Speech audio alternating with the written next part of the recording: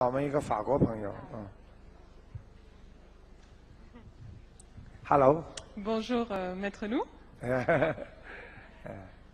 卢台长您好。你好。Alors, je souhaiterais savoir quelle est ma mission dans cette vie. 师父，这位法国佛友想知道他今生今世投生到人世间的使命是什么Alors, je suis née en 1980 du signe singe. 他是1980年出生，属猴的。你告诉他，他的使命就是来帮助人家、穷人，还有就是还债，他就这两个使命。Ok, merci.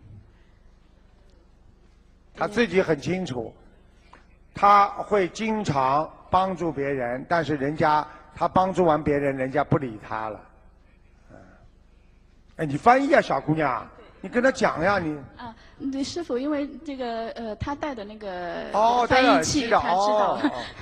对他。他肯定，他说对的，谢谢台长。怎么会不对啊？鼓掌呀！外国人、中国人一样看，不管什么人是一样看。Et une dernière question par rapport à la santé, la mienne. 第二个问题想问一下他自己本人的健康状况。他刚才说他是属猴的是吧？1980年属猴的。你告诉他，他这个咽喉部分呢、非常不舒服，经常会咳嗽，这里很干。对的。还有，还要讲下去了。还有他的腰，他的腰很不好。大爷。对的。谢谢。还有，你告诉他，他年轻的时候非常好，现在呢，年纪大了之后呢，他的记性啊很差，记性越来越差。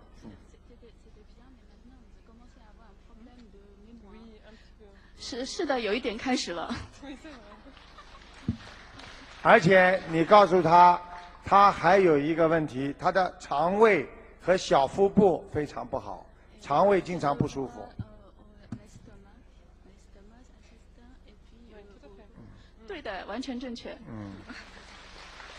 还有，现在在他的心的里边有一个事情让他终身会遗憾，就是会让他很难过的，是什么事情呢？就是他曾经有一个非常好的一个朋友，一个男友，也不知道是一个朋友，就说后来跟他分开了，他一直怀念着他，忘不了他，他使他心里非常难过，台长看得出来的。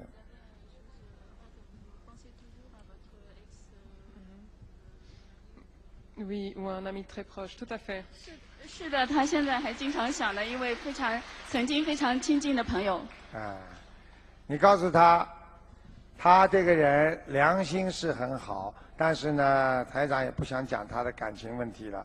我就是希望他呢，就是把身体弄好。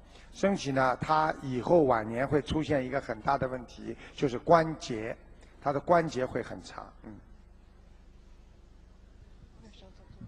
D'accord, ok, merci. 谢谢。